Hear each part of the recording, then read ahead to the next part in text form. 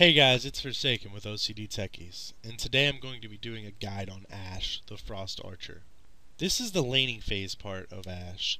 I hardly ever attack a creep until I can get my passives auto crit and volley off on the opposing champion, because it does so much damage at level 1 and it can change the tide of the lane right away.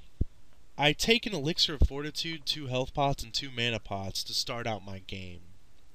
The key to the Elixir of Fortitude is to use it when they least expect it, like when they go to initiate the fight, and you can even use it to save your life in some cases.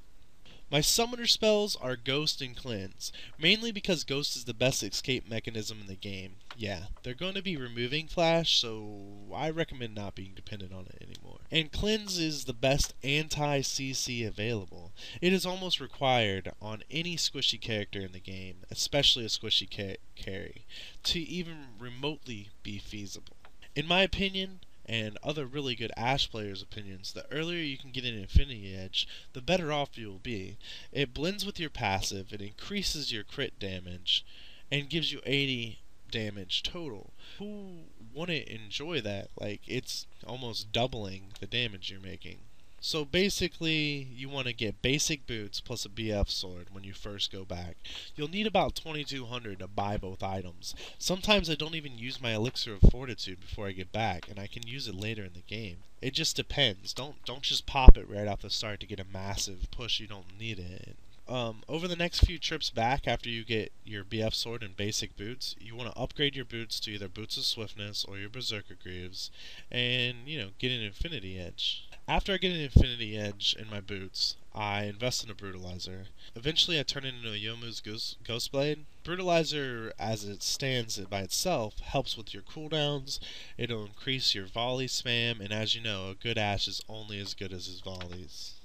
As you can see, it is just virtually impossible for the other team to sit and guard the tower versus a good volley spam. One of the most overpowered things about Ashe, in my opinion, is the fact that she can volley outside of tower range and hit someone almost past the tower. Therefore, using volley to harass at a tower is extremely important to winning teamfights. If they don't come out sooner rather than later, they will be such low health that the teamfight should be won very easily. Or they have to retreat from the tower and then you take a tower. In teamfights with your Ashe, you want to stay in the back of the pack. You want to let everybody else be in front, because you want to volley from the back and do all your damage from a distance, because you're so squishy that you can die really quick. Armor Pin and attack speed are both decent upgrades for Ashe, so my next item is usually like a Last Whisper. Banshee's Veil is a great item as well for Ashe, so you just have to decide if you need more health or if you'd rather have more damage. Irrespective, you're going to end up getting both items. Just depends on which one you're going to get first. Most games won't last long enough to get a full item set because most of Ashe's items are fairly expensive. So let's talk about my runes a little bit. My runes are set up like this. 2 of my 3 quints are experience runes. 1 of them is flat health. My blues are flat cooldowns. My reds are armor pin, and my yellows are mana at 18. The yellows are the most important runes for an Ashe player. They allow you to volley spam constantly, and that can be irreplaceable.